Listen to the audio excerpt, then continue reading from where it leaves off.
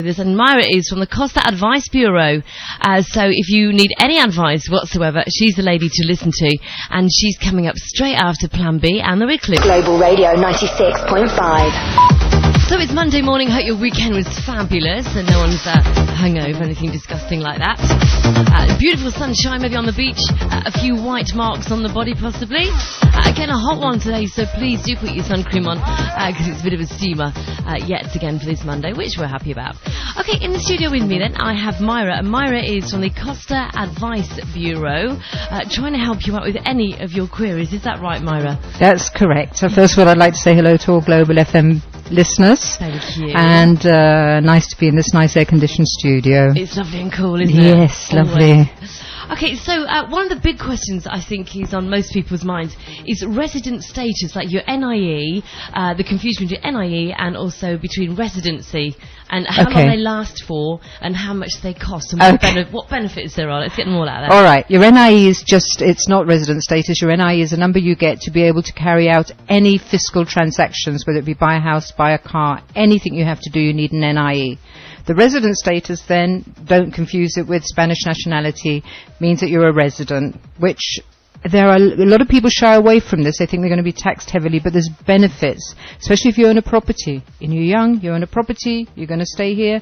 When you come to leave that property to your children or you come to sell it, you not only have to be a resident to avoid the 3% withholding tax, you need to be a fiscal resident, which means that you need to do your tax returns each year, because otherwise nobody tells you this, but when you go to the notary to sell your property, all of a sudden they say, right, you're a resident. You think, yeah, great, you can't withhold 3% from us. Yes, we can, unless you can show us your last tax declaration. So it goes a little bit further. There's resident and fiscal resident. So people can get more information on that from me, that you can be a resident and a non-fiscal resident, which could suit some people also. There's a lot of choices. Don't be put off by this resident status. Because it could be that people aren't working out here, they're just literally here just to live. Well, yes. Would you still need the fiscal you're part of the residence? You're supposed to be, if you're living here, you're supposed to become a resident at least. If you've got no properties, you've got no tax declarations to make, you're just relaxed here. But I mean, older people, especially because they're going to leave their properties, they're going to sell their properties, should be fiscal residents. If you own a property, you should be a fiscal resident. You should make your tax declaration as a resident or non-resident. So you don't sort of slip the web because you're a non-resident. I get you, okay. If this is interesting you already, the number to jot down is 952 797 821. 952 797 821. And info at costaadvicebureau.com, and the same for your website as well. Another confusing factor is a friend of mine, or a friend of a friend rather, recently was charged €250 for wearing flip-flops whilst driving. Correct. Is it? Yes, you cannot wear any loose, in a lovely sunny country like this, have a pair of covered in shoes with you, because actually the law says yes, you cannot wear anything that can flop around because it's dangerous. You can slip off the pedals. The flip flop can get tangled around it. Yes, you can. But this can lead on to the driving fining on the spot. Was she a resident or non-resident? Did they take the money from her on the spot? Did they give a receipt? This is the Guardia Civil. I'm not saying anything against him, but you have to be very careful. Yeah. First of all, fines on the spot. You cannot be fined on the spot if you're a resident. Ah, right, okay. Because you're a resident, they can get the money from you at a later date. They can give you a ticket. If you're a non-resident, yes, you can be fined on the spot, and they've been known to take people to the cash point to get the money out. Yes, they can do that, as terrible as it sounds. Make sure you get a receipt. Yes. And if you don't, take the officer's number.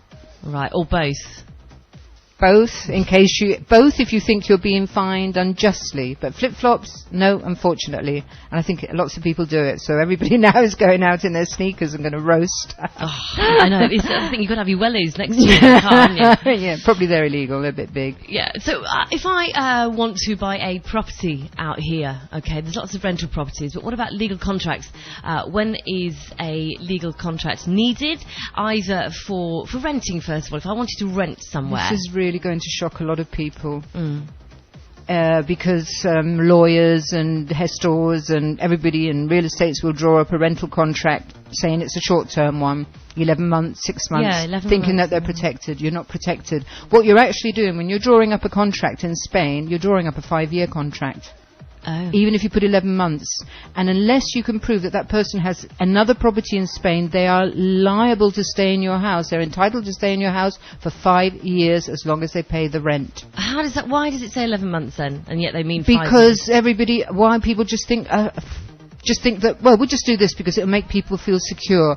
But this is never told. But the law says you are actually drawing up a 5-year contract. So there you go. This is done by people that are professionals, that have no idea about this. And this is the information.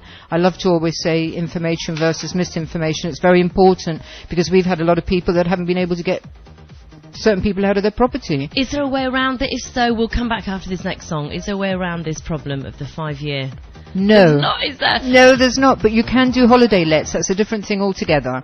Right. You know they're on holiday, you're safe then. But long-term contracts, it is a long-term, it's 5 years. There's absolutely, to be honest, there is no way around it. I never knew that either. You can't put clauses in or anything. That is fact. That's law. Frightening, isn't it? Yes. It's terrifying. Okay, Myra, we'll come back to you in just a second. We're going to be talking about inheritance tax. Advice, good and bad. Banks' attitudes to embargoes as well. And wills and the need to have one. All that coming up with Myra. For Costa advice again, the number is 952 797 821. 952 797 821.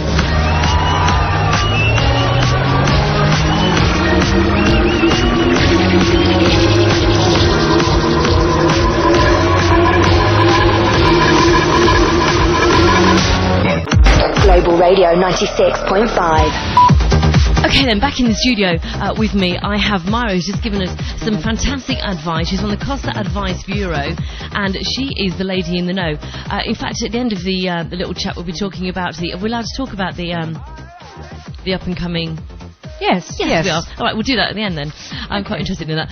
But right now, wills and the need of them. If you have any assets in Spain, do you need a will? Yes, you do. Okay. If you have assets, and especially if you have a property, and don't think that your British will should cover. It's very important that in each country that you have assets, you have a separate will. Very simple. If you let your British will cover your Spanish property, it means the will have to go to probate. Take months and months and months. You'd have to take a lawyer in Spain and a lawyer in UK, and that's the reason why. Because and you're very lucky, and we're lucky actually as the expat community. We can actually have a will, a Spanish will, but drawn up under the laws of our own country. We can leave our property to a cat, to a dog, to a tortoise. Yeah. A Spaniard can't. He is guided by law. So the will is really important basically for that reason, not to do with inheritance tax or anything like that. But I'll go on to that subject next. But it is very important to stop a will going to probate. That's the main reason. Right, okay. So, yeah, inheritance tax then. And advice, good and bad, please.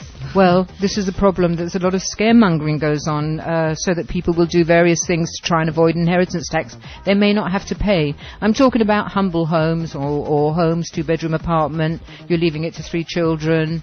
You could be encouraged, as one of my to put it in their name after they'd already bought it. So now they had all the costs again with the notary, the tax, 7%. Really costing them more than it would cost for inheritance tax. If you're going to put your heirs on your title deeds, do it when you purchase. Oh, right. That's a good idea. Otherwise, don't get caught up into investing and doing this and that just to be able to save inheritance tax. Again, if you're a resident, you benefit. I mean, you've got 99% reduction being in Andalusia anyway. Have you? And then there's lots of other reductions for your children, your grandchildren. So really and truly, this is something that needs to really be looked at and not to be scaremongered into thinking inheritance tax, my God, I've got to pay all this. Again, I'm not talking about a £2 million property. That's different totally. One does have to sort of provide for the future there. Sorry. Oh, I'm sorry, Claire. No, go on. Ladies. Finish. This may well be phased out in the near future as it is. They keep promising, the Junta de Andalusia, the regional, the autonomous government, they keep promising to get rid of inheritance tax as they have in places in the north of Spain. And of course, that would be so fair because some people only have one property, and why should you pay inheritance tax for your children when you pass on? Exactly. It does feel a little bit, Myra, that using a phrase, they're trying to get us because we're British. It feels a little bit like Well, that. I mean, yes, and it is. or is and it just that we don't understand their system and all the Spaniards do understand and we don't? Because you don't understand the system, there's a chance to get you. This is exactly it, and we really need to wisen up. We really need to know what the system is. It's like people say, oh, I did this, or I paid this, or I paid for...